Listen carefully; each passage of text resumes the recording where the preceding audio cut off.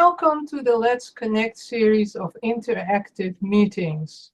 We try to have a meeting every month. We won't have one in May because we have an AGM, an annual general meeting, on June 1st. So today's meeting, April 27, features Israel, Palestine, Gaza, Hamas, What Next? By Peter Larson.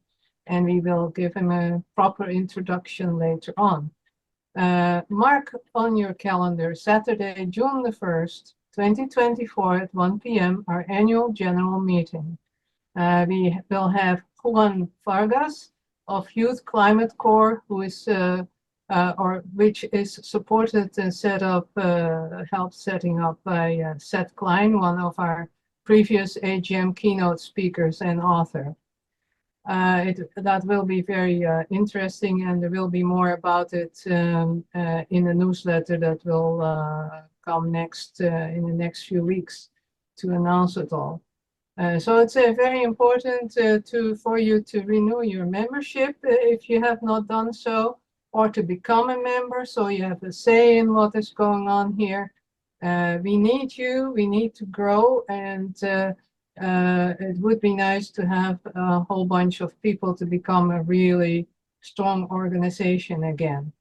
For our Just News Express, you can subscribe and let us know at cusjmedia@gmail.com, and suggestions for topics and speakers are always welcome. So we have our team of co-hosts today, which are members of the CSJ board, and of course the speaker is a co-host too, so that he can share.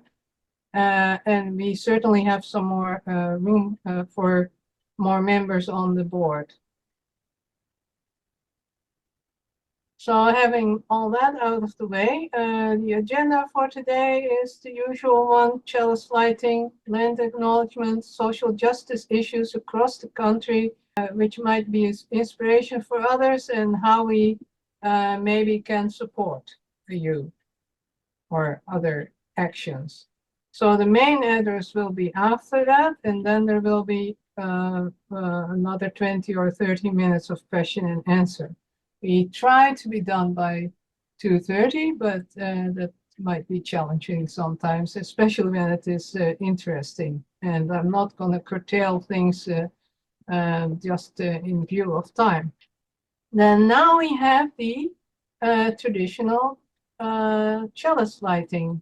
Joy, do you have it? Yes. Yes, I do. So my words today are: being inside someone's community, knowing someone's life path, holding their joy, their struggle, their grief is a spiritual act. So be it that we commit a spiritual act at least once a day. Thank you. Thank you, Joy. Land acknowledgement. We respectfully recognize and acknowledge the relationship that First Nations, Inuit, and Métis across Canada have with the land all Canadians live on and enjoy. This acknowledgement should only be a first step in eventually approaching restoring unceded land to Indigenous nations or nations that previously had sovereignty over these lands.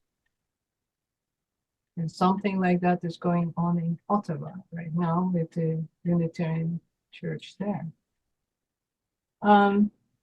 So now I'm inviting you to share some current activities of the social justice committees, and anyone with more justice news across the country, up to 3 minutes per person to share, to be an inspiration for all, and perhaps how we can be of help.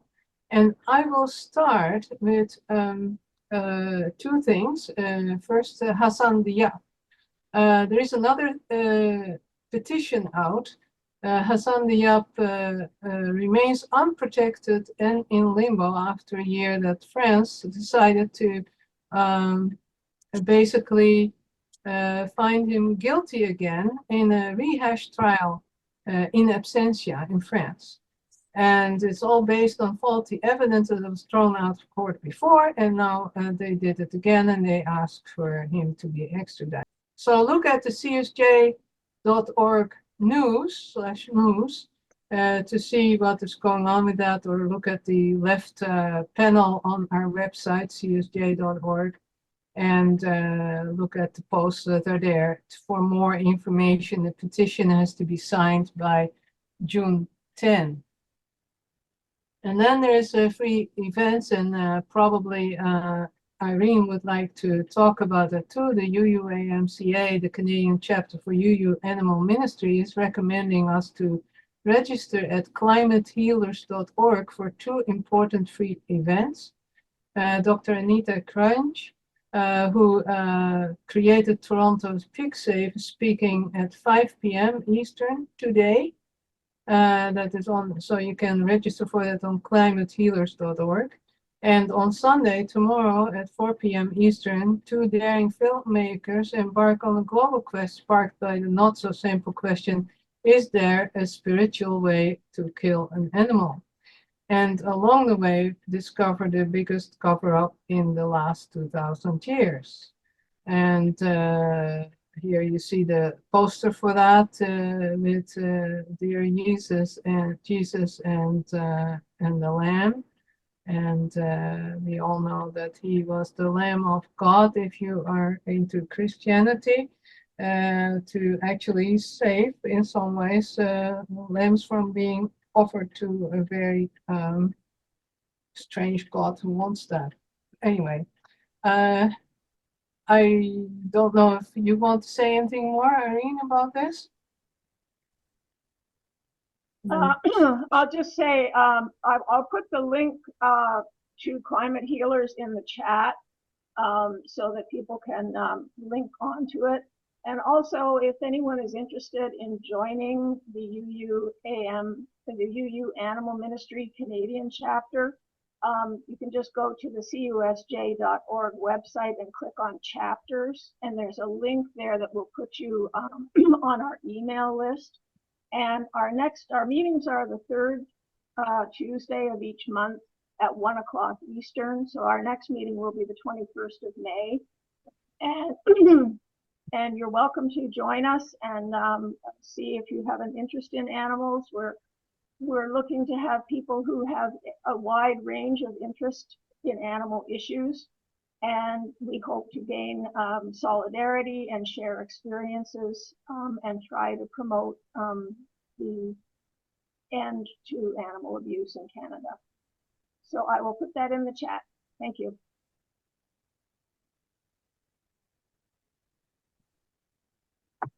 Thank you, Irene. Ellen, it's Betty Donaldson. I can't find out where to raise my hand, so I'm physically raising it. Yeah, all right. Go ahead, Betty. The Canadian Unitarian Universalist Women's Association is also preparing its AGM, which will be in early June. Information will be on the web page. It's a sister organization.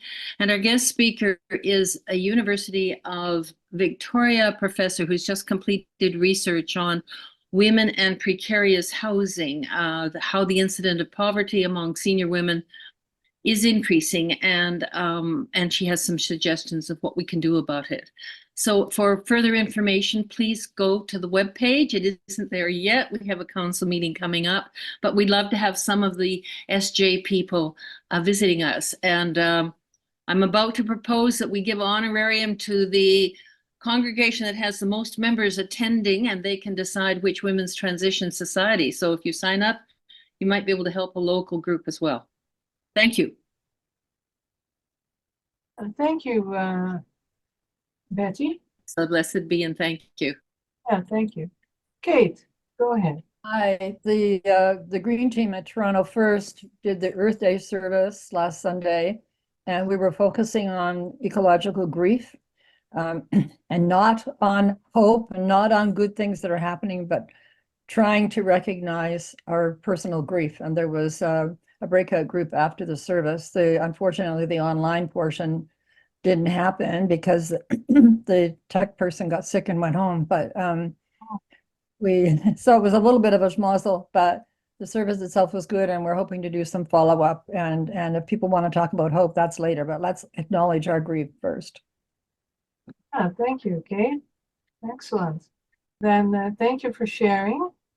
We would like to connect all the social action committees. It's still sort of coming in drips and drabs, so thank you for the ones that did share to make sure that we can help each other. And that is basically the idea behind this all. So we have Peter Larson here in the series of Let's Connect UU Social Justice. And he is the chair of the Ottawa Forum on Israel, Palestine, OFIP, a Canadian human rights organization focusing on the Middle East. For the last 10 years, he has taken a particular interest in human rights issues in the Middle East, visiting Israel, Iran, Jordan, Egypt, and the occupied Palestinian territories of the West Bank and Gaza. He has also led many trips to Israel, Palestine for Canadians interested in gaining a deeper understanding of the complex Israel-Palestine issue. He is also the principal author of a weekly series of articles on the Middle East to be found at Canadian Talks, israelpalestine.ca. And there's a lot more to say about him, but then we will fill the whole presentation here. So I will stop sharing now, and I would say, Peter, take it away. Thanks so much. Thanks very much, Ellen, and thanks for all of you for taking time out of your weekend to listen to me, exchange with me, discuss with me. Thought I would start off by talking a little bit about myself and my own evolution on this. I come to you today with a bias. I have a pro-Palestinian bias. But that wasn't always the case. When I was a young man, I went to a high school in Toronto where there were many Jews, and I was very aware of and uncomfortable with anti-Semitism. And I thought it was terrible, and I opposed it where I could. And I saw the creation of the State of Israel as the natural and logical extension of a fight against anti-Semitism. And many of you remember that famous book by Leon Uris called Exodus, and the movie Exodus, which accurately showed Jews, European Jews, trying to get to Palestine, and it portrayed the Arabs, of course, in a very dark and unwelcoming, hostile way. And that was my frame of reference. So I was very much a supporter of Israel, and that made me a Zionist. Although I would never use that word. I wouldn't have considered myself a Zionist, but today I think that a Zionist is someone who agrees with and supports the idea that there should be a Jewish state in that part of the world. And over time, my support for Israel started to dissipate a little bit with the pictures of the intifadas and the kids throwing rocks at Israeli tanks and so on. And I'd say I kind of evolved into the position that Jimmy Carter had. You may remember Jimmy Carter's book, Peace, Not Apartheid. And Carter was very upset and concerned over what he saw, particularly in the West Bank and Gaza. He said that Israel was in danger. He didn't accuse Israel of apartheid, but really he was very unhappy with the way the Palestinians were being treated by the Israelis. But he still thought that Israel itself was okay. He didn't have any problem with the Israel as a Jewish state, but he didn't like what it was doing to the Palestinians. And then I started to travel to the region, and I traveled extensively in Israel, Palestine. As Alan said in the intro, I've been all the way down to Eilat in the south and up to the Lebanese border at the top, east to west. I've talked to Palestinians in Israel. I've talked to Israelis in Israel. I've been to the Knesset. I've talked to in Gaza. I've talked to people there. And little by little, I came to a position that I think is now, in terms of a book, would be characterized by Nelson Mandela's position, who saw that the Israeli state is denying the Palestinian right to self-determination and So I end up today with a Mandela kind of position as opposed to the Leon Urim position I had at the beginning. I say that because people wonder about bias, and I don't mind declaring where I am. And I'm very happy to have people ask me questions about why I think that or how I got there. I'm going to start with my PowerPoint presentation, sharing it if I can. This first slide is that the book version of my personal progression over time, from Leon Uris's position to Jimmy Carter's position to what I think now is the position that Nelson Mandela, which is sort of reflected, by the way, today in the fact that the South Africans took Israel to court at the International Court of Justice, alleging genocide. But I want to talk today about Israel and Gaza and Hamas and what has gone on and what is going on. I think to understand it, I would start with this statement by Secretary General Antonio Guterres of the UN, that only a week after the attack by Hamas on October 7th. He said that the attack by Hamas on October 7th did not happen in a vacuum, that there were reasons behind it. And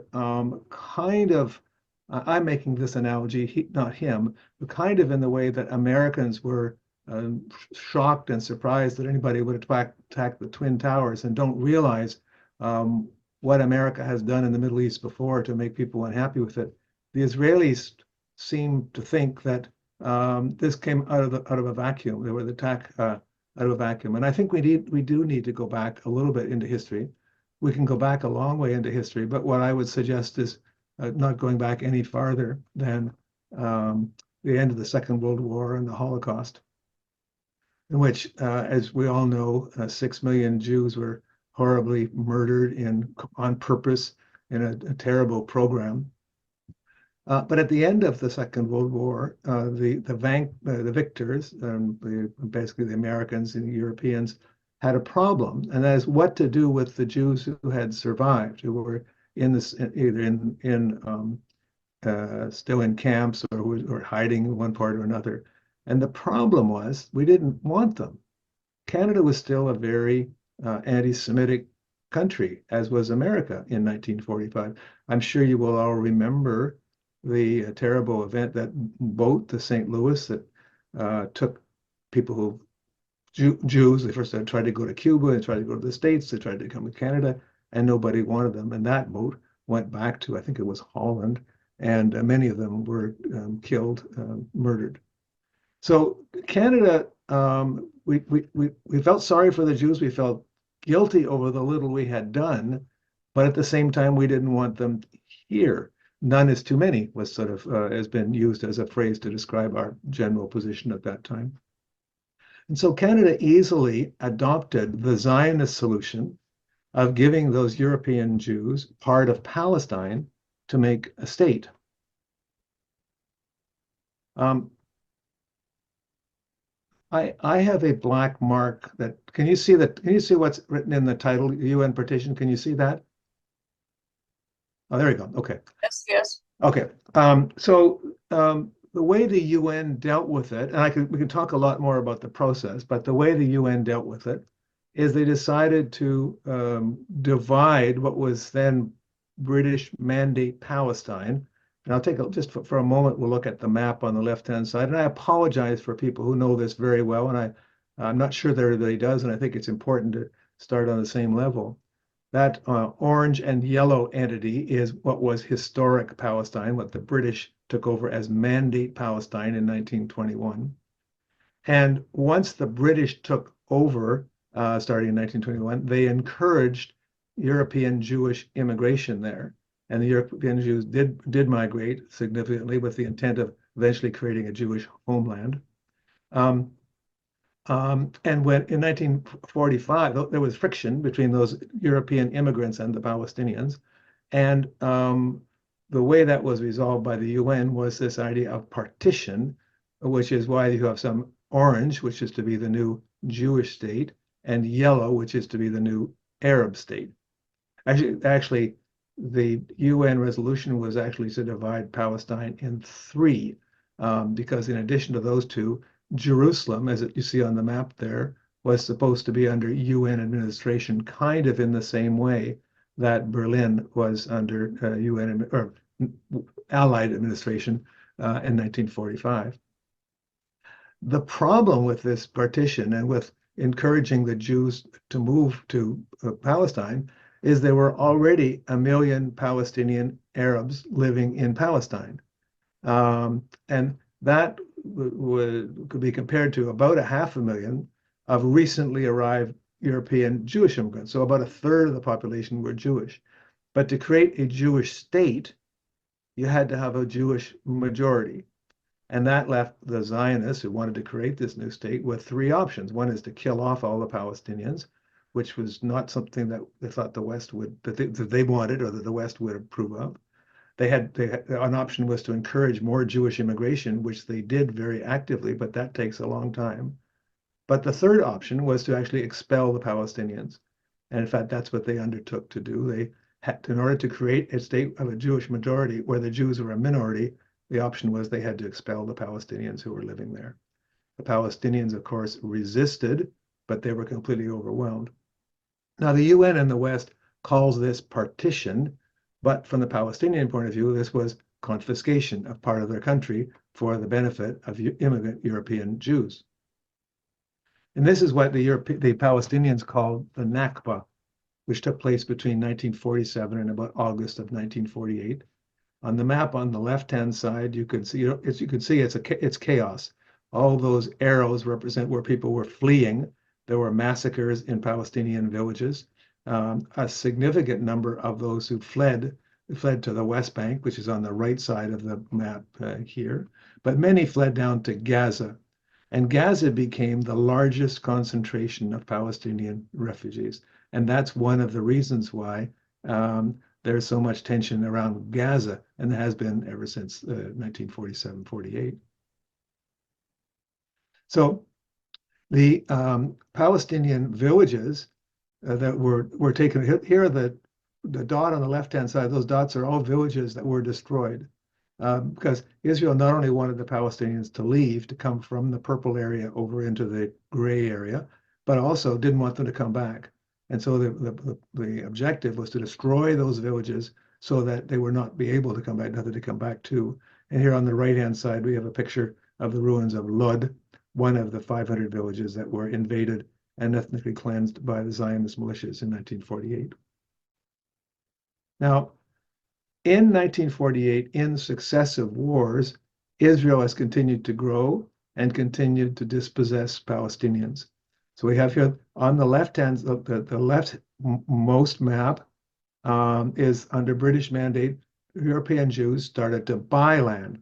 They bought about 7% of the land. As a matter of fact, you might be interested to know that there was a organization in Canada called the Zionist Federation of Canada, whose job, we announced that its task was to raise money for the colonization of Palestine. And they organized a cross-Canada trip in 1924 to raise money for the colonization of Palestine. So this is mostly where European immigrant Jews, who called themselves colonizers at the time, had moved to Palestine. Then this is the subsequent to the fighting, and I can talk about the fighting if you want. This was the UN partition plan. We've already seen it before, and you'll see that it kind of maps to where significant numbers of Jews were already. The Palestinians, as I said, saw this as a confiscation of their property. They resisted. There was fighting. The Arab countries came to help. That didn't work out very well. And so we ended up in 1948 with this map, the third frame, in which this says Palestine, but actually it was Jordan in 1948, where the Palestinians had fled there under the protection of the Jordanians, and Palestinians had fled down here to Gaza under the protection of the Egyptians. And then finally, this is what we all hear is happening now. As the more and more settlements are constructed in the West Bank, you can see the effective area for the Palestinians is continually being reduced. And now today, all the fighting is over this area down here, which is Gaza. If there are things you don't understand, please ask a question. If it's just that you don't agree with me, then maybe we can deal with it at the end, and I'm happy to discuss it. So, of course, Palestinians have resisted their dispossession from the beginning in many ways. They tried to resist militarily. They made appeals to the Arab. You remember Nasser thought he would create an Arab nation and that would solve. They rallied behind Nasser. That didn't work out. Of course, there are demonstrations and boycotts, and of course, terrorism. You can see suicide bombing and so on. But none of these ways of resisting have actually worked. Israel is too strong, and it has the support of the Western countries which helped create it, including Canada. Now, this resistance, Palestinian resistance, gets mediated through various organizations. You've heard of the Palestinian Liberation Organization, which Arafat founded, the Popular Front for the Liberation of Palestine, which actually George Habas, a Christian Palestinian, was the head of that one. There's Fatah as a current political party. Mahmoud Abbas is the head of Fatah. There's Islamic Jihad, Palestinian Islamic Jihad, and there's Hamas. And that's I'm trying to circle back to why Gaza is important and why what's going on with Hamas is important. So Hamas, as you know, started off doing a lot of suicide bombings, especially during the second Intifada. But it changed its tactic, and the Israelis, under pressure from the Americans, agreed that there would be elections in Palestine in 2006. And Hamas agreed to run as a political party against Fatah, was their main opposition party. And to the surprise of everyone, well, certainly the surprise of the West, Hamas won a majority. And that election had all kinds of international observers who said it was free and fair at the time, including people from the Carter administration, and actually some Canadian parliamentarians were there as well. And I want to draw to your attention that it wasn't just that they won in Gaza, they won everywhere. You see on the map on the right-hand side, the green is where Hamas won, and the yellow is where Abbas's party won. And so the Israel and the Bush administration were shocked, and they refused to accept the results. They were not going to allow an organization that we called terrorist organization to govern. So they ignored the results, and they've allowed President Abbas to continue to rule for the last 16 years by decree, even though he didn't have the majority support of the population. Had the legislature convened, that the green would have been the Hamas seats and the yellow would have been the Fatah seats. But Abbas refused to convene the legislation, and many of the Hamas candidates were arrested. So in fact, some of them are still in prison today.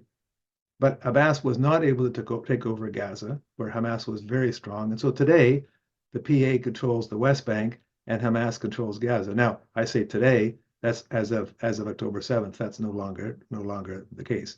Hamas, you can't really say Hamas controls Gaza now, though it is very popular amongst Palestinians in Gaza. And there haven't been elections for the last 15 years. So Gaza, under Hamas government from 2006 to October of last year, we have about 2.5 million people. They're held in this outdoor prison. It's 360 square kilometers, which is about 15% of the Ottawa's territory. It's surrounded by this impenetrable fence, or at least what the Israelis thought was impenetrable until October 7th. They're very poor. Most of them are not from Gaza. Most of them are refugees who want to go back, but they're stateless. They are not a citizen of any state. Many of them are young, 40% of them are under age 25, but surprisingly, Gaza has a very high literacy rate. There were, until the last 3 months, 6 universities in Gaza, and I mean real universities where they train doctors and engineers and so on as well. I know well a professor of English literature who's now lost his house and is living he's crowded somewhere down here in Rafah to see if he's going to be able to survive or not. So, having been unsuccessful in elections, the Hamas tried something else. They tried a kind of a Gandhi-like massive passive resistance in 2018 called the Great March of Return. I was there. You see, it's the idea. If you look at the upper left-hand corner, that's the kind of cartoon version. We're going to go to the fence and demand our right to return, and effectively daring the Israelis to stop them. And so and assuming that the Israelis would not be able to do so because their right to return is guaranteed by the UN and the international community would do something. In fact, that's the first part's what happened and not the second part. So here is a picture from I think it's from Time magazine. This is taken from the bottom right-hand corner. This is taken from the Israeli side, but those are the Palestinians massed on the other side without weapons, I should say. I was there, and actually, as I tried to come towards the edge, there were Hamas checkpoints to make sure that nobody came near the edge with a weapon, because that would have been a provocation. We could see Israeli soldiers on the, when I was on the other side, we could see Israeli soldiers here. It would have been very easy to shoot some from there. Hamas wanted to make sure that didn't happen. But notwithstanding that, the Israelis had snipers and they shot anybody who came too close. 205 Palestinian kids were killed, and more than 20,000 were injured by sniper fire. 11,000 of them seriously enough to have to go to the hospital. So here's Hamas's strategic dilemma. The conditions in Gaza are getting worse every year. The water is undrinkable. There's sewage in the streets. Israel limits the electricity to so many hours per day. The land is polluted. The food is shortage, and their health conditions are deteriorating. The Palestinian refugees locked up in Gaza want a solution. They want an end to the blockade, and they want the right to return. Furthermore, Hamas knows that in the West Bank, the settlements continue to grow. The PA is not very effective in opposing it, and Israel appears invincible, and the world seems to be leaving Palestinians in a perpetual prison. So Hamas learned from experience that democracy doesn't work, and peaceful civil disobedience doesn't work. But it can't give up because the problem facing the people of Gaza remains, and they needed a way to find to make the world pay attention. They will die fighting or die not fighting. Let me stop there because I want to go on specifically to October 7th, but maybe there are some questions at that point. Michelle, go ahead. Sure. Yeah, thank you. I guess I have a comment and a question. My question is from the map you showed. The West Bank appears to be on the east side, so I'm wondering why that. Am I mistaken, or like how come the West Bank is on the east side? But also my comment is. Let me answer that one, and then you can make Okay. a comment, Michelle, if that's okay. I was also puzzled by that. And it's a simple answer. It's because the West Bank is on the west side of the Jordan River. It's the West Bank. On the East Bank is Jordan. On the West Bank is the West Bank. So Okay. And then I was a bit afraid that this presentation was going to be kind of a 50-50 and and two-state solution, blah blah blah blah. And I'm very impressed by your presentation. My uncle by marriage is a Palestinian refugee. He was 17 in 1948, and his family got kicked out, and they ended up in Jordan. He eventually ended up in the US. And like you, for many years, I was growing up, I was inculcated by the West and the pro-Israeli, the West. And I know, like one time my mother said, my aunt is married him. My mother said, something about that terrible Israel. And she said, because her sister would talk to her, and and she said, and I replied by, the Jewish people deserve Israel because what they went through, and point blank, I don't want to hear anymore. But when I finally read my uncle's book, he wrote a book, it totally, like, it was like night and day. So and everything you're saying is now, it's been a while, so I want to reread it, but yeah, it's very much everything he says in his book, and he goes back through the history too. I think a bit further back than you went, but yeah. So thank you very much. Thank you, Michelle. Michelle, can you can you share the Book? book in the chat? Yeah, Put it- oh, in the chat. Okay. Yeah. Okay. Title, then we can maybe find it. Yeah, well, it goes in and out of publication. I think right now there's none available, but like somebody said, you could probably get it some other way, like secondhand or Yeah, something like that. that would be good. Thank you so much, Michelle. And Thank yes, let's try the questions to keep it in about 3 minutes. I'm not going to be very frantic about it. So thank you, Michelle. And anything you want to say about this, Peter? No, I pass it over to the next Gary? person who wants to. Okay, Gary, go ahead. Yes, thanks for the clear presentation. I just wonder if you could comment briefly on the initial resistance of Egypt and Jordan to assimilate some of the Palestinians, and was expropriation and compensation, monetary compensation, ever revisited over the years? All the surrounding countries, Egypt, Jordan, Syria, Lebanon, were quite resistant to having Palestinian refugees come in, kind of in the same way we would be resistant. I mean, it's not surprising that they're resistant. They're all poor countries. To have a bunch of foreigners, notwithstanding the fact that they speak the same language, arriving in your country is not.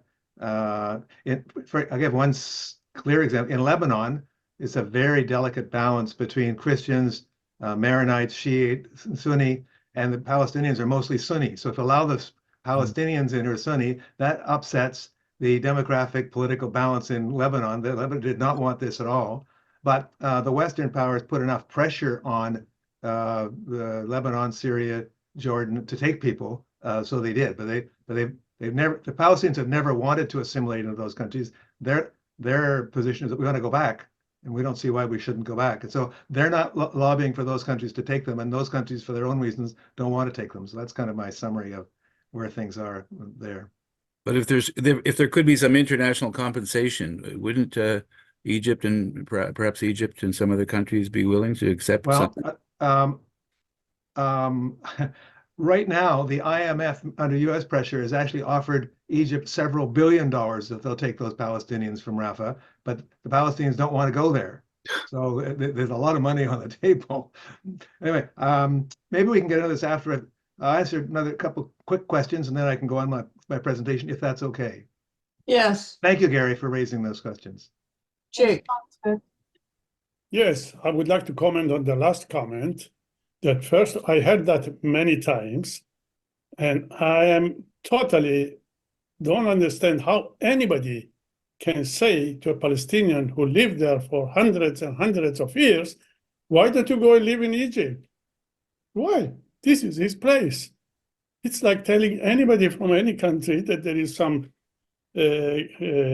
problems. Well, the other countries should take them. If there is problems in France, maybe England should take all the French people because they are Christians. So this is absolutely non-starter. They want to go to their homes. That's where they were expelled from, and Israel put their life upside down. So this should not be even an issue. And if we look at it, for example, Jordan, I think it's about 40% of its population are refugee Palestinians. So what we can ask more from those countries, why they should accept them or anything like that because they give them some money to those countries? This is preposterous. Do you have a question to Peter, Jake? No, that's it. Thank you. Okay, thank you. Yeah, I do. Peter, thank you for your clarity. Peter, when this was done, 1947, whatever the exact year was, surely the United Nations, those players, anticipated there was going to be trouble because people were being pushed off their land. Did they play a sustained part in trying to address this, like in more than we have now? That's an interesting question. I think one thing, because I don't know the answer. I'll tell you what I do know. First of all, at that period in time, in the immediate sequel of the Second World War, there were huge population shifts going on because there was the India-Pakistan kind of thing, millions of people being moved and hundreds of thousands or thousands being killed. A lot of Germans were being expelled from what became Yugoslavia. Germans, ethnic Germans who had moved out, moved back. There were refugee camps in Germany.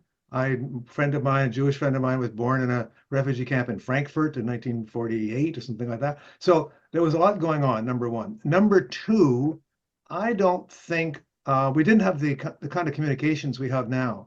But what was happening in the Middle East was not top of mind. There wasn't telephone, well, there was telephone, but there wasn't radio coverage and so on and so forth.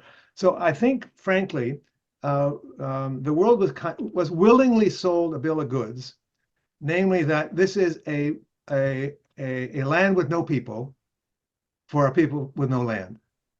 If Israel had been created on a desert island where there wasn't anybody, this wouldn't have been a problem, right?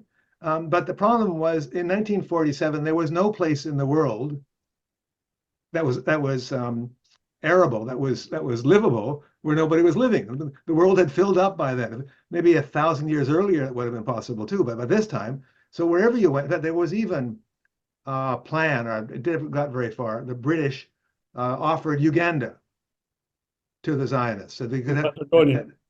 Pardon?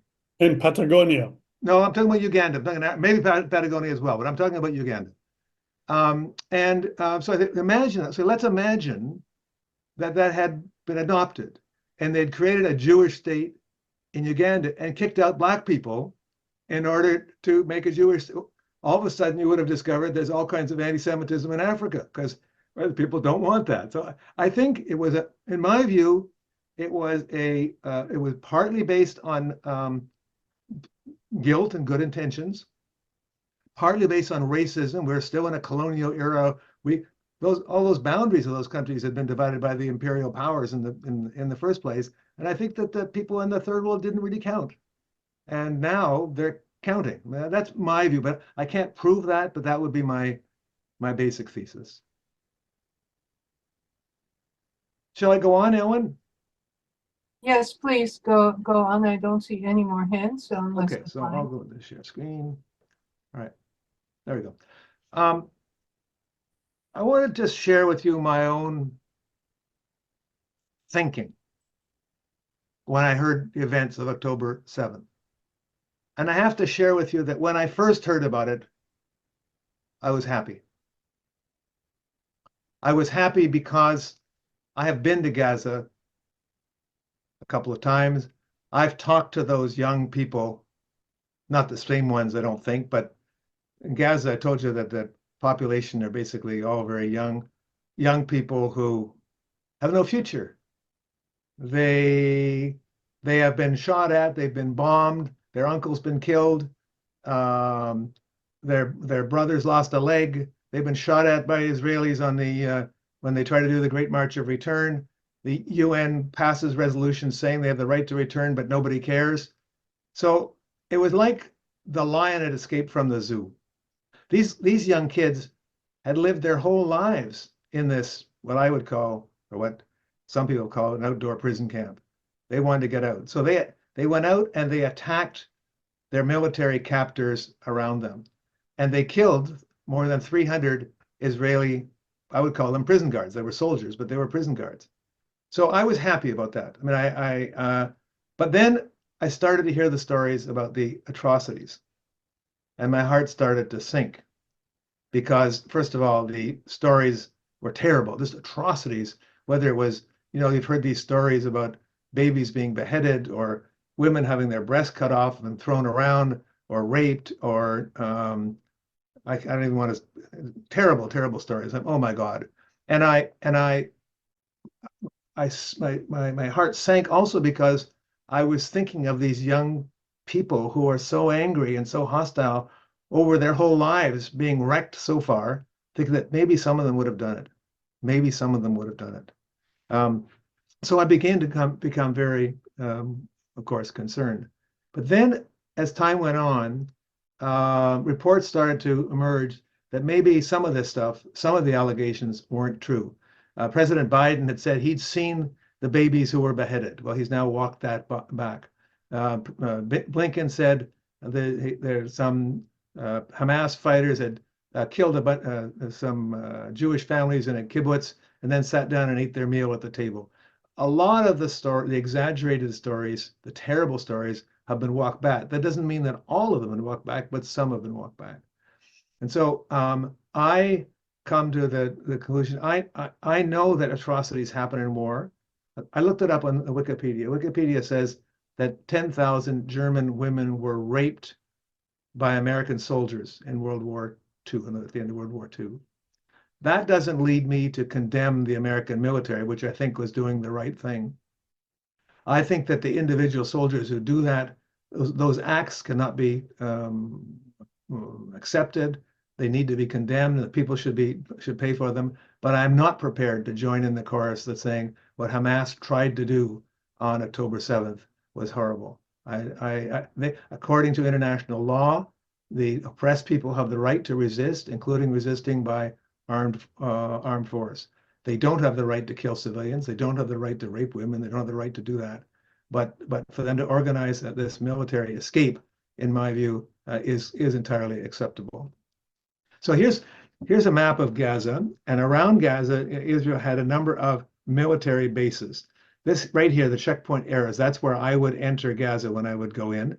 And it was a huge base of a couple of hundred soldiers. It almost looked like an airport, gates and controls and so on, but all around here. And when the Palestinians broke out and they attacked in 5 different places, they attacked these gates.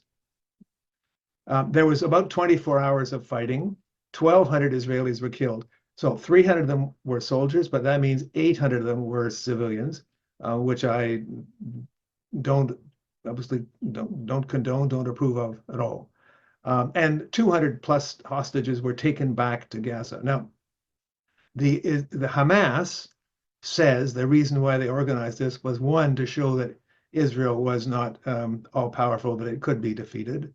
Number 2, to take hostages back to Gaza to trade for the several thousand Palestinians who are being held, many without charges and many without trial inside Israel. There were apparently about 1,500 Palestinian fighters. Many of them were killed and many of them have been captured. And Haaretz, the Israeli newspaper, is talking about the horrific conditions in which those captured people are being held, including a number of people who had to have their arms and legs amputated because the Israelis are holding them 24 hours a day, manacled in arms and legs and being subject to torture. Part of the objective of the torture is to get them to admit that they raped or admit that they did terrible, terrible things. So as I say, there are allegations of rape, torture, beheaded babies. Some of those claims have been walked back, but they do continue to circulate on the internet. So here's a picture that's taken. So you can see these people in the foreground have guns. This guy right in the front has a gun. The guy in the yellow t-shirt on the left, he just has his cell phone. He's walking around taking pictures. I don't know what the guy with the sandals beyond that. These kids are just beside themselves because they've broken out of prison. They've killed Israeli soldiers. In this case, they've taken a tank, and they've taken captives. There was also a lot of random commotion. Now look at these kids. None of these kids are weapons. They broke into Israel. They broke out of prison for the first time in their lives. One of the pictures that circulated broadly in the West Bank, in Gaza, was some of these kids. They went and raided an ice cream store in a kibbutz. In a kibbutz. And it's hard to get ice cream in Gaza. So they were just thrilled, but they also knew, and they had to know, they weren't going to be able to stay very long because Israel has tanks, helicopter gunships, soldiers, and so on. So they knew this was a raid, and they were going to get in and get out as fast as they could. The Israeli retaliation since then has been unbelievable. There have been now 35,000, at least, killed. I say that by January 15th. I'm not sure that's the right number, but in any event, I know they're now talking about at least 35,000. Maybe if you add the people who are missing, it could be up 50,000. And while the current conversation now is will or will not Israel attack Rafah, every day they're shelling and bombing all over Gaza and killing more people. Israel's goal, it seems very clear, goes much beyond destroying Hamas.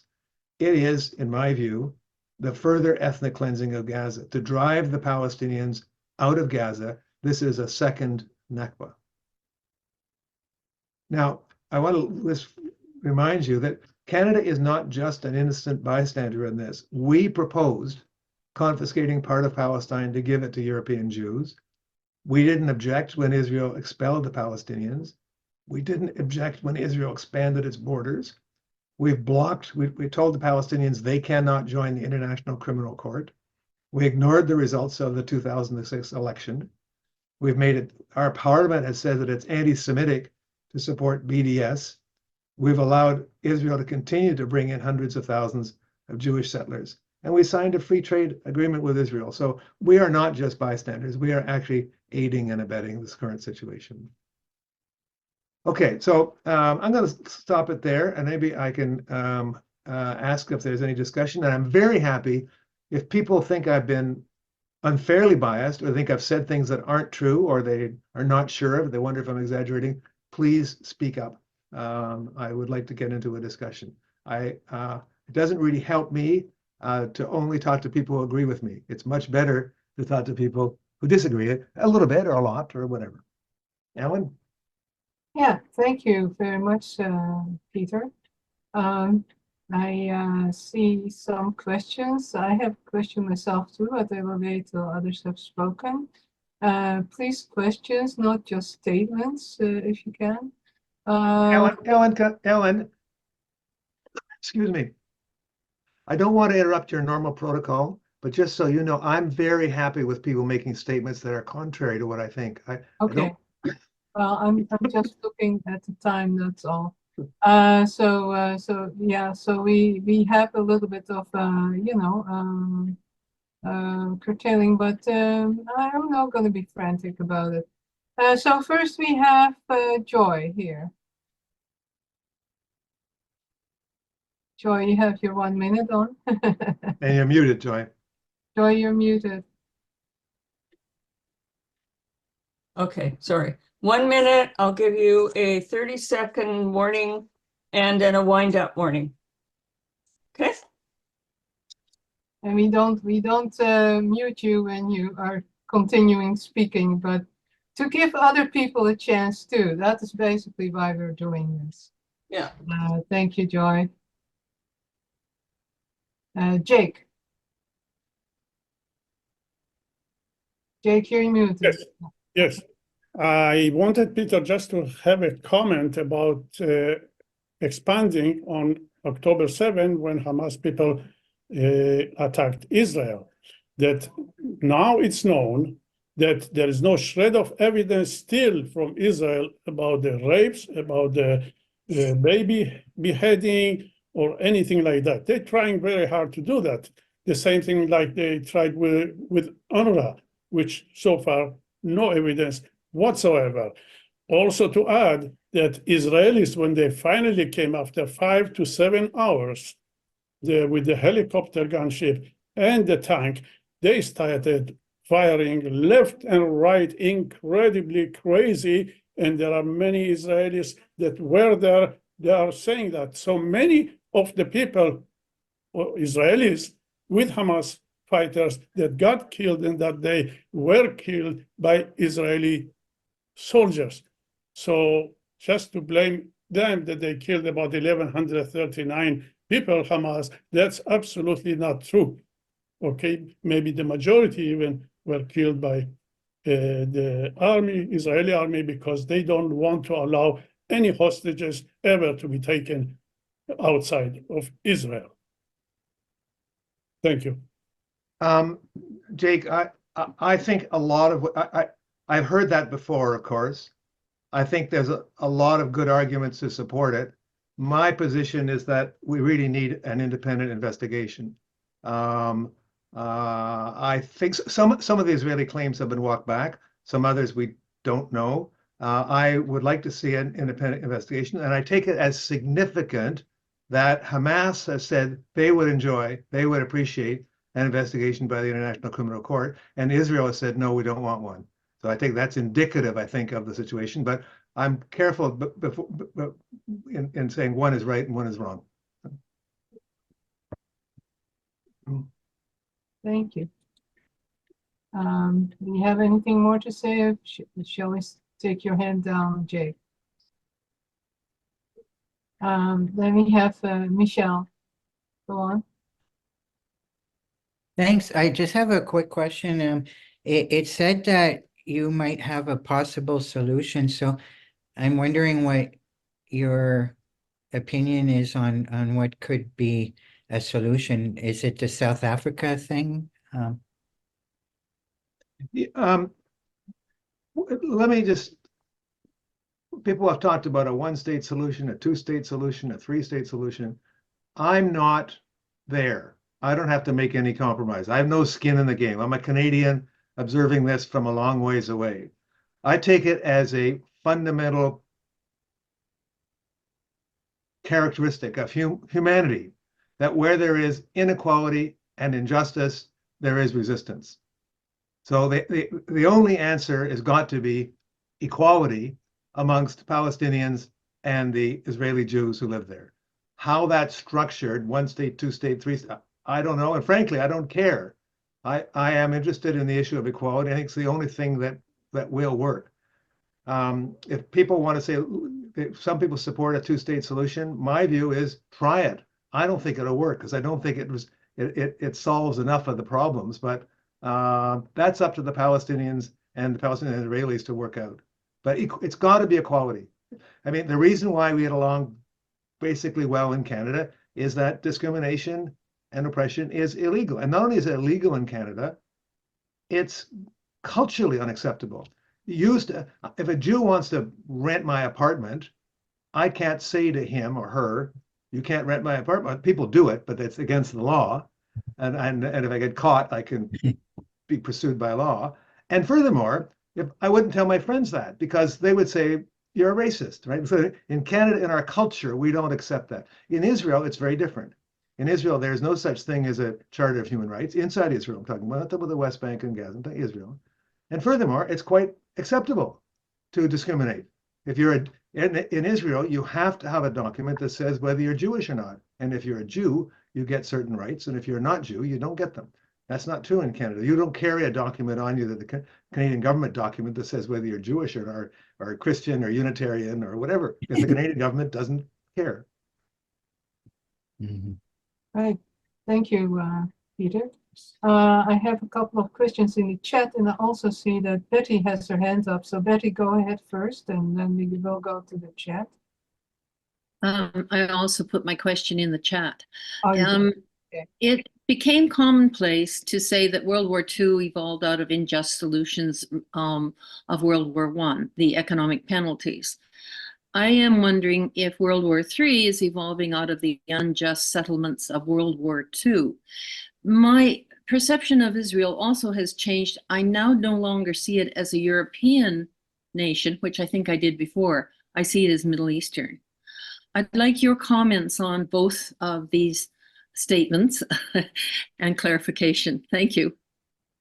I'm going to say on the first one, I have my own views, but I'm not an expert, and I'm not going to comment on the world politics writ large. I like to stick to the area where I think I have some special knowledge to bring to the table. So if you don't mind, I'm going to avoid the first part. On the second part, I actually agree with the notion of Israel as an extension of Europe. And I'll tell you, there's a number of different indices for that. But I don't know, Betty, if you've been to the area, but when you're in Israel, it feels like America. The restaurants feel that way. The highways feel that way. The cities feel that way. When you cross over into the West Bank in Ramallah, it feels like Cairo. It feels like Arab. The language is different, the food is different, and so on. So, and inside Israel, there are, as you know, about 50 Arab towns. In Israel, the towns are designated by law as either Jewish towns or Arab towns. The Jewish towns get more money from the national government. Why? Because Israel is a Jewish state and it's supposed to promote Judaism. When you go into the Arab towns, it feels like you're in an Arab town. Also, Israel is very keen on being involved in the Eurovision contest. It wants to be involved in soccer on the it feels very much like a projection of Europe, and that's how it feels to the Palestinians as well. Now, things have changed to a certain extent because at first Israel was entirely composed of Ashkenazi Jews, that is to say, Jews from Eastern Europe who most of them spoke their own language and maybe Yiddish or maybe Russian or so on and so forth. Subsequent to that, Israel has recruited many Jews from Arab countries, Sephardic Jews, Mizrahi Jews. So in fact, today, if you use the cleavage of Arabic, there's actually more Arabs than Ashkenazi Jews in Israel today. It's about 60%. But they're all Jewish, and they're given every incentive to integrate into the Jewish part of the society. But notwithstanding the fact it still feels Israel still feels very American to me. Right. Thank you. Before we go to, John, you had some question in the chat too, so you might as well speak then. Excuse me, can I interrupt? I want to say one more thing back. Excuse me, Sorry. John, do you mind if I? Yes. The other thing I think is important, Betty, is that Israel has taken on politically a number of the structures and organizational elements that we have in America or in Europe, like a parliament, elections, so on and so on, which is not characteristic of the Arab world generally. So there's a number of other ways, political ways, in which Israel feels like an expression of Europe as opposed to part of the Arab world. I should have mentioned that. Good. Thank you.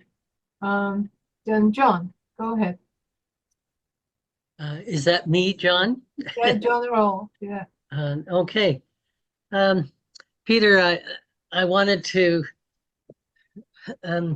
suggest something that's unpalatable, but possibly a solution to the situation in the end.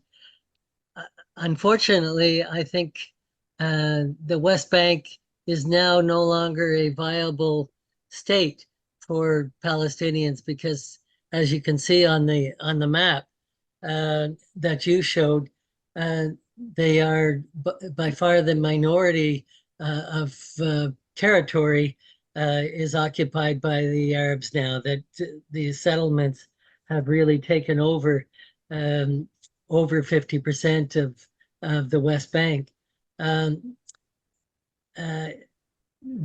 Whereas Gaza was basically a complete Palestinian population.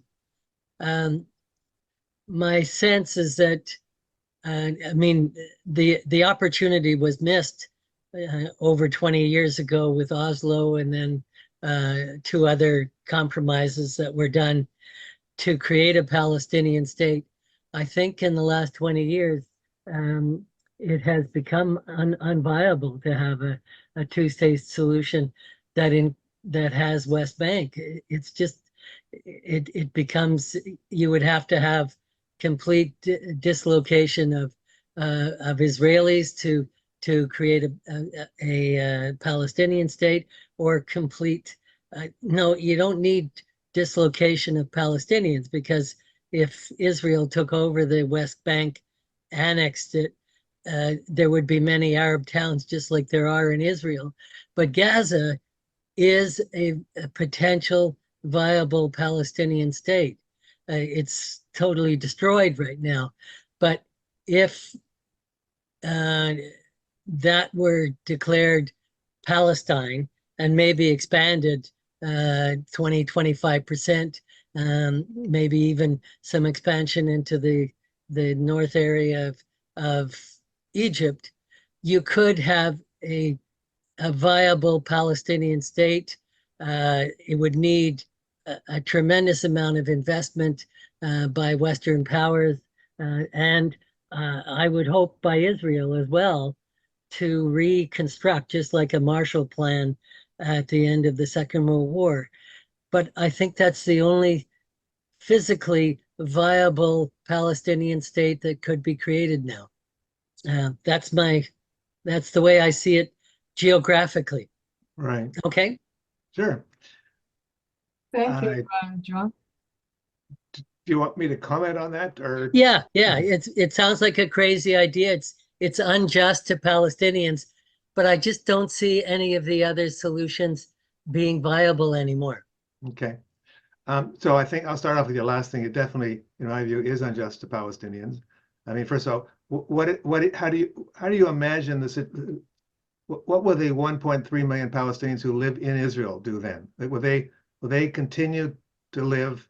I can't imagine they'll continue to live forever in a society where they don't have equal rights with Jews. I mean, they will continue to fight to try to get equal rights. What would that do to the 3 million Palestinians living in the West Bank? Or what would that do for the 2 million Palestinians living in Jordan? I just don't think that will create peace.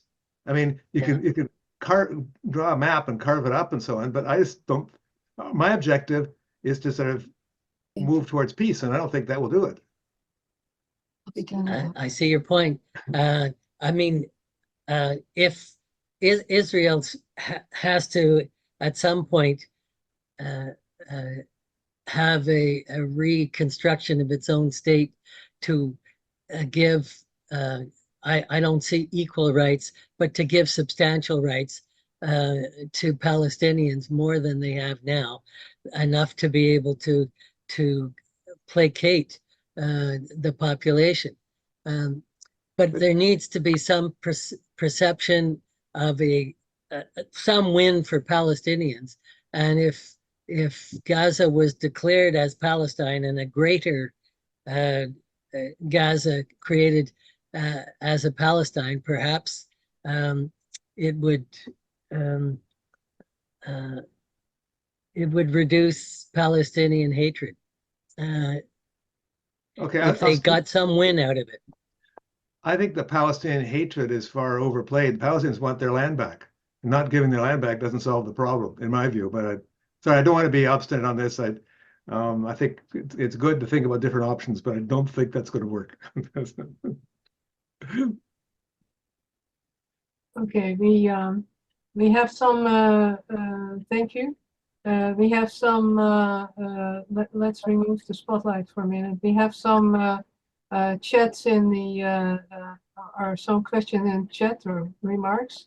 First over from Gary Spiller says he agrees that equality and freedom for Palestinians is needed.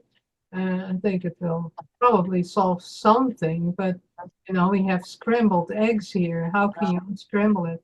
But Cecilia Gruber has something about, can you go over the Western powers support of Israel? As I'm not clear on this, are they providing arms?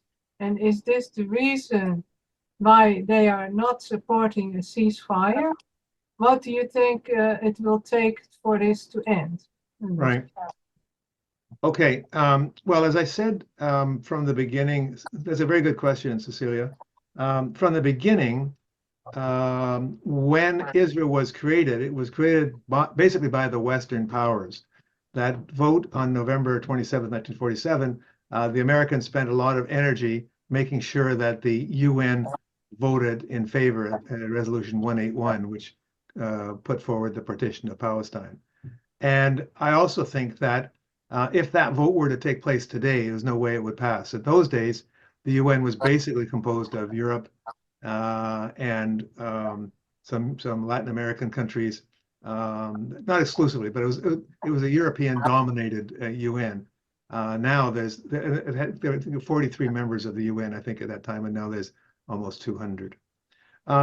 So the United States in particular has been very supportive of Israel. From a diplomatic point of view, you know that they vetoed a number of resolutions at the UN Security Council. They provide massive military support to Israel. In fact, most observers think that if the United States could stop this war tomorrow if they wanted to, by stopping furnishing equipment to Israel, including resupplying, they just resupplied more artillery to Israel.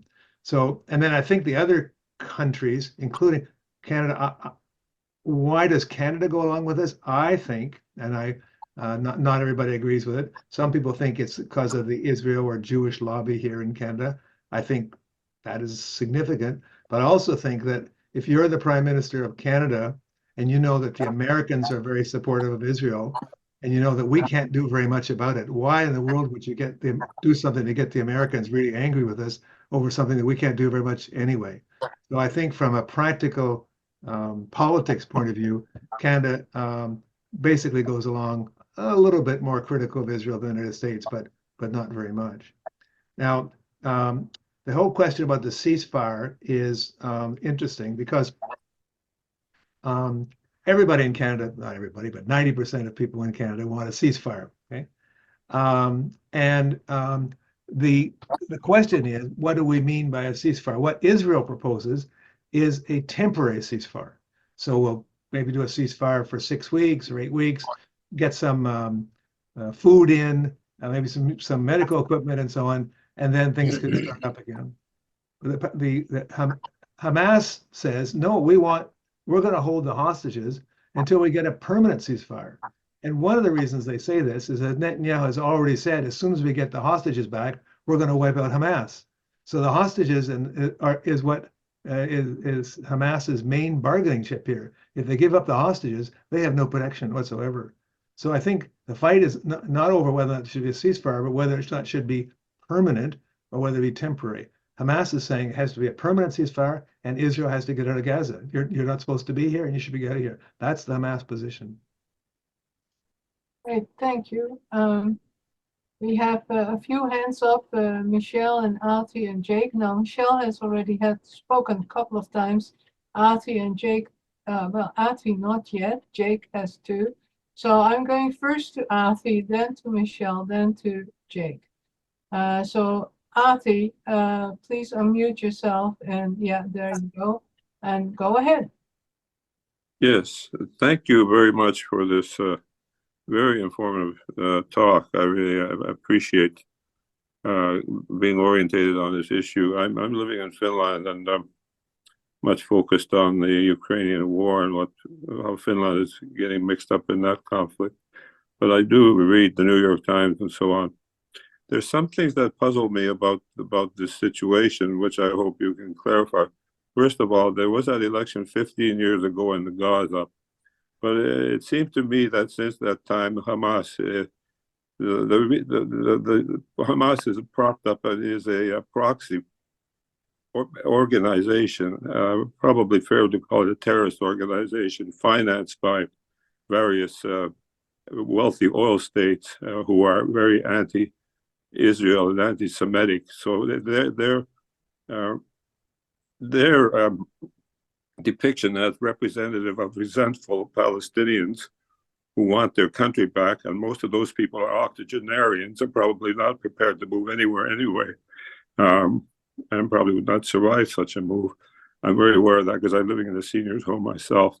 And so there's this culture of these young people who've been brought up on this idea that they have a right to get their land back, which has never really been their land to begin with. And admittedly, it's caused by the international community.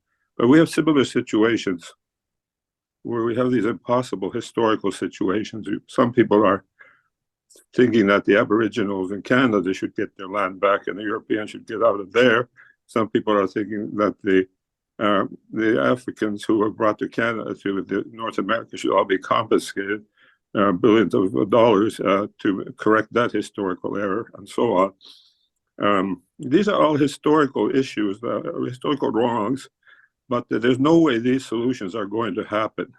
And the solution of getting these people back to their homes, which have never really been their homes, it's something they've been brought up by their grandparents and their parents to believe. And they can't really express their own views because the government, Hamas, it does not really represent them, but it's a proxy, a terrorist organization financed by very anti-Semitic Arab countries. So these are some serious problems which sort of defy a quick solution. But generally, I think this mutual killing thing needs to be stopped by either formula. If you have some kind of ceasefire, there's a possibility of taking another step and getting another ceasefire. And your proposition that this represents the apartheid situation in South Africa, I think is very well taken in terms of looking at a just future. Is probably a good sort of way, a thinking model for the way to proceed. However, as I understand it, on the historical books, we have the two-state solutions set out by the UN, and we need to have these roadmaps which have some legitimacy to try and imagine a way forward, as flawed as they are. So those are just some observances. I very much appreciate you putting us in the picture. Thank you very much for your comments. Then we will have Michelle. Oh, no, then we have Jake first. Jake. Okay, Jake. I'm looking at the time right now, and it's 4:30. I am willing to go extend it to 2:45. People that don't like it, they can leave. I will. It is being recorded, and it will be on YouTube. So people that like it, they can stay, and they can still ask questions till then. And I really will shut it down at 2:45. Okay. All right. So because it is interesting enough, and or when we are done, of course. All right, Jake, go ahead. Yes. First of all, I would like to say that during all the decades that talking about the Palestinian-Israel issues, nobody ever involved the Palestinians. It's always Israel and the West deciding what to do, where to do it, when to do it, not to do it. Never involve the Palestinians. They are like some kind of delinquent toddlers that they shouldn't be asked. We decide for them. That's one thing. The other thing is the first thing that has to be done in the region before one state, two state, and all the stupid things that they're saying that nobody means anything or has any solution how to do it, the occupation has to end. End the occupation, and then we tackle the problem. You cannot have an oppressive regime that kills every day, that steals the land every day, and say one state, two state. Look what's happening in West Bank. They keep on taking everything and killing everybody and torturing everybody and taking the water and so on. So where is this talk about two state, one state? And the occupation. Thirdly, Gaza always been used by Israel as a tool in order to divert attention that they are all terrorists in order to take over West Bank. This is why Israel paid millions of dollars during the time to Hamas to keep it from collapsing, because that's how they could separate the Palestinians in Gaza and the Palestinians in West Bank and not let them unite. So this is all production of Israel with the cooperation of the West to keep Israel going and being dominant in that area, having all the power, and the hell with the Palestinians. Nobody really cares. Do you have a Comments, question? Peter? Or Comment, Peter. statement? Okay, that's fine. Okay, thank you, Jake. Then we have Michelle. You're waiting long enough. Thanks. So I want to bring in questions about the UN. So I guess I think your idea of equal rights and equal society between the Jewish Israelis and the Palestinian Israelis, or what could become Israelis, is probably the best way forward. But from what I understand, the majority of the Jewish Israelis really, really hate the Palestinians. So it wouldn't work without some kind of, I guess, peacekeeping and temporary power group, like not just one country, but kind of like a UN force to keep the peace and oversee an introduction to equal society, and also to do the education to get people to believe in equality and so on. And then you also have I guess, the Zionists that would have to be dealt with, because, you know, they see it as Zionism is about Israel being only for Jews. Right. And yeah, and then as well with the UN, I really wonder if there's any chance that some of these characters will be brought to justice at the ICC. Me too. Yeah. Just on the first thing, I think that I don't know that's very helpful for us to try to over-engineer this. I think that I don't know how this is going to happen, but I am convinced that the only thing that could work is some kind of framework where there is a good approximation of equality. I mean, even if the Palestinians were to take over, when the blacks have taken over South Africa now, but the whites still live very well. They're in general, they're better educated, they're better organized, they're better networks and so on. So inequality doesn't disappear overnight. It's a generational thing, right? So that's number one. But I think we have to agree on that. That's where we have to get to. So then the question is how to get there. And to the oppressing group, the dominant group, equality sounds like oppression. It sounds like their rights are going to be taken away, right? So there's no chance that Jewish Israelis are going to accept equality of the Palestinians as long as they don't need to. And that means basically as long as they have overwhelming support from the United States. As long as the United States supports them with bombs, diplomacy, so on and so forth, this is not going to change.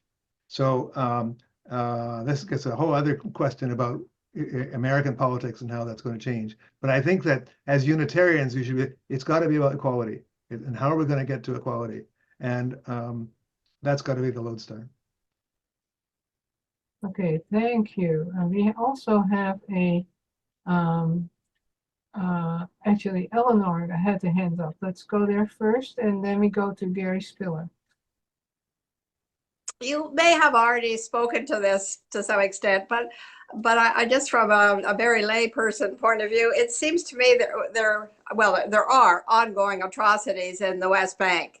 And I realize that the focus is on Gaza, but I wonder what can be done about that. I find it appalling that Jewish settlers are able to go and murder people, take them out of their homes, and nothing seems to be done about that. And and the second question is really related to the Abbas government and Hamas, and how will they ever be able to work together? Is that a possibility?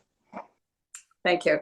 Yeah. So what can be done about the settlers in the West Bank? I think that first of all, if you're asking what can Canada do, Canada has very little leverage, right? We have very little leverage. However, for the last 10 years, we claim we support human rights, we claim we support equality, and we claim we support the end of the occupation, but we've done nothing. When Israel's built new settlements, when for example, when there was that pogrom at Huara, just north of Nablus, about a year ago, a bunch of cars were torched and people were killed. Canada has really said nothing. So Canada we can't do very much, but we can do some things. We can support, there are a number of Palestinian human rights organizations in the West Bank that are under terrific pressure from the Israelis. So even if they're trying to fight for their human rights, there are something like now there's something like 4,000 Palestinian prisoners in Israeli jails, most of them held under administrative detention with no charges. We could send people to their trials. Canada could be a lot more active if it wanted to, but we basically said to them, do whatever you want. We're not very interested. And by the way, we should say, I know that that's not shared by the people we have on the ground there who are appalled. They do send letters back to Ottawa, but the decisions are made at External Affairs at the Privy Council office that we're not getting involved in this. So. Oh, thank you, Peter. Thank you, Eleanor. Gary Spiller said something in the chat. Do you want to say something about that, Gary? Perhaps? I saw in chat that Gary mentioned Rashid Halidi's book, The 100 Years' War on Palestine, which I recommend to anybody. It's a very good book. I did an interview with him about a year and a half ago when his book came out on my monthly blog. I think we covered everything. So let me thank you wholeheartedly, Peter, for your quite clarifying presentation. And I would like to invite Joy now to do the chalice extinguishing, please.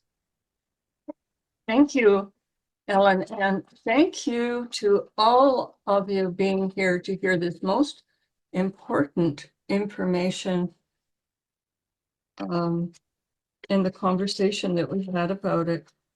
Wow, I can just say, wow, thank you. And the fact that we can have a recording is a very much a gift to us. So in closing, I would like to say, when we are heard into existence, we form a human family. When we listen to each other with deep, deep care, people, in my own witness, is that we begin to shift positions. We have to do more of that. Let us think about that as I extinguish the flame. May all of the reasons we light this candle burn in our hearts as we go forward in the work that we are commit to do for social justice and equity for all. I call this smoke our spirit of life. Take care. Thank you so much, Joy.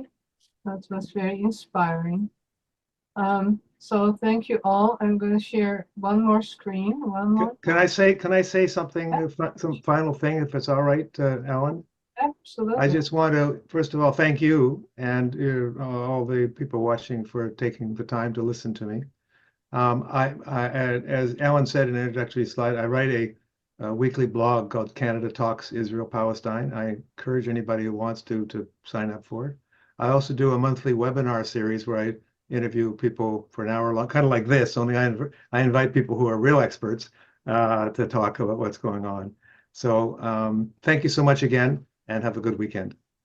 And you too. Thank you so much. And it was quite good, and everybody has been so good. And I thank you all for being so cooperative. Thank you very much. Not that we will have a solution right away. It will be very hard to unscramble eggs. On the other hand, in South Africa, it was done, so maybe it can be done again. Who knows, but it will be a long road for sure.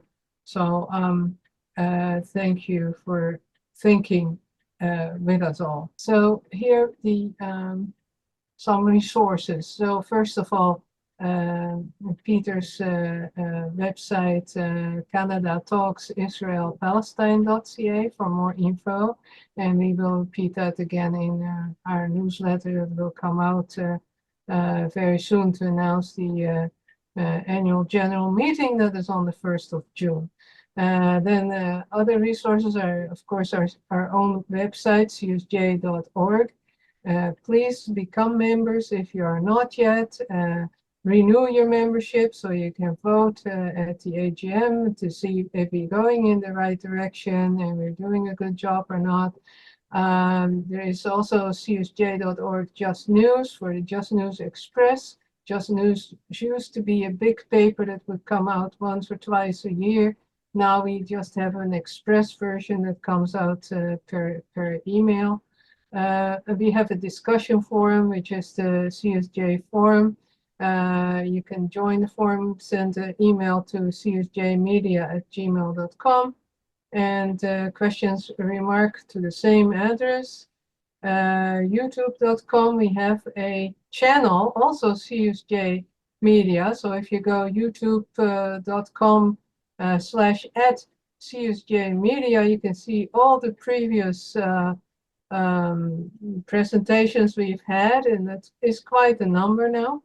And then there is also a Facebook group that is not so active. We would like to get it more active. So anybody that is Facebook oriented and wants to help us, please do. You don't even have to be on the board for that, but we would like you to help us out. Volunteers are always welcome. So thank you again, and work for justice and compassion, and please stay safe and be safe and have a good weekend. Thank you all. Bye now.